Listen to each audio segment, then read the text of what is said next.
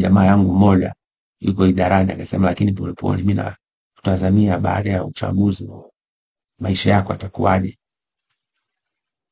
Nikasema, akwambia nani kuna uchaguzi, hiki ni kiini macho?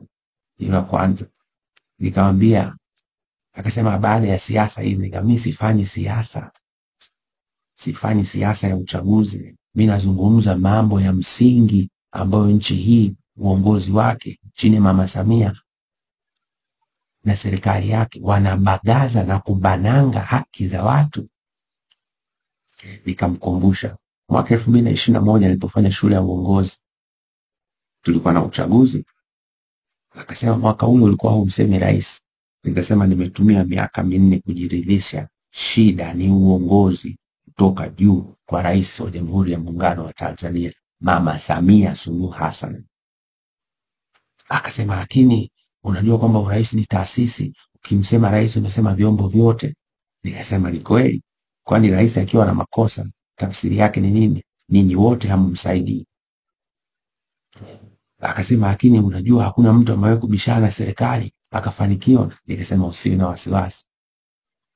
Akaniambia, au ndio umejitoa mhanga kama Daudi? Nikamwambia mfano wa Daudi mzuri. Na mimi nikamhakikishia serikali hii na vyombo vyote vya ulinzi na usalama havikujua mimi nitazaliwa Tanzania.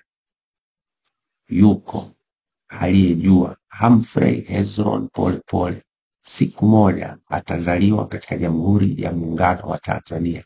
Huyo peke yake mimi ninamuogopa, na nikienda kwake ninanyenyekea.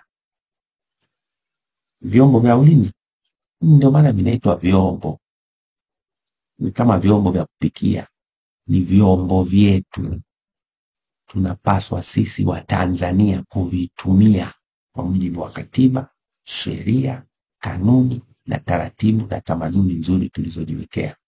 Vyombo hivi ni mwiko kwa asili yake kujigeuza na kuanza kuwatumia wa Tanzania. Ni mwiko.